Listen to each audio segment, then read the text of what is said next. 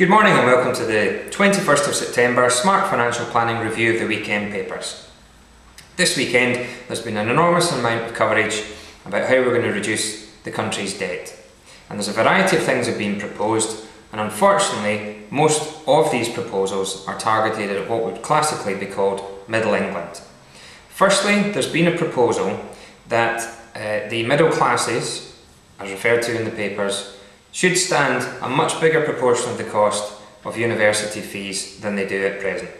At present there's a cap of £3,100 per year in fees that can be paid. It's now been proposed that this is going to rise to £5,000. At present there are grants available for family incomes up to £60,000. It's been suggested that that should cease. Any grant should cease at £38,000 and a full grant should only be available for households earning approximately £17,000 per year. And the final kick in the teeth for students, the suggestion that the student loan system should no longer be subsidised by the government and should be charged at commercial rates. This would end up a brutal package for those that are going to university. I certainly remember in my day that we got a small grant, that student loans were something fortunately that we didn't need to take at the time, but we were able to leave university with very, very little debt. A horrible situation faces any students now going, and the suggestion that on average £25,000 of debt is what's going to be run up, and if that debt's going to be run up at commercial rates as opposed to the current arrangements for student loans, it's going to take a phenomenal amount of time to be paid off. I really struggle to see how this is going to help the future of our economy. The one interesting thing, and I think the only positive thing that's come out of the report, has been the suggestion that to concentrate on trying to send 50% of all children finishing school to university should be abandoned in favour of trying to send those children who can benefit most from it. It has long been my opinion that trying to send people who are not academic to an academic university is an utterly pointless exercise, especially when for the most part there are lots of other jobs that don't require any university qualification that are completely undersubscribed. Turning to some of the other tax raising plans, the Liberal Democrats have announced today that they propose to levy a tax charge of 0.5% on all houses worth over £1 million. An incredible attempt to penalise those who've been fortunate enough to generate assets, and actually, in many cases, people with a house worth £1 million aren't necessarily that wealthy. They may well have inherited that house, they may have benefited from phenomenal property growth in the past. Seems a very unfair thing to me to do. In addition, they're proposing that the ability that companies have at the moment to pay some of their directors and some of their members of staff through dividends rather than through the traditional income tax system will be scrapped. That will change the tax that they pay from 18% up to 40% or possibly even 50%.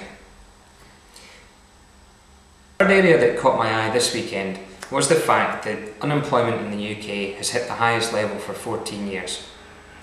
If you take that unemployment alongside the debt position the country's in and the sorts of proposals that have been brought to you by the Liberal Democrats and the suggestions being made with regard to the changes for university school fees, it is very, very, very clear that whichever government becomes the next government of this country is going to have to take drastic action to try and repair the UK's balance sheet.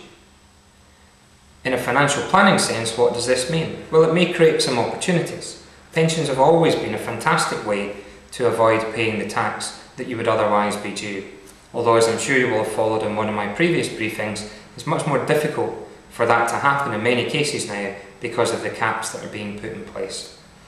A very, very strong piece of advice I would give to you is, if the ability exists just now to use your money in such a fashion to benefit from an exemption or a special treatment of money, you must take it just now, because it's highly likely that any of these opportunities will be taken away in the future. I am absolutely certain that higher rate tax relief will be removed for pensions in the medium term. I'm absolutely certain of that. So I would implore anyone who has any considerations about making long-term saving for their retirement to do it now when the tax reliefs are available, rather than wait till some point in the future. I could be wrong, but if I'm wrong, you've got your money in. If I'm right and you decide to wait to find out if I'm wrong, then you'll have missed the boat.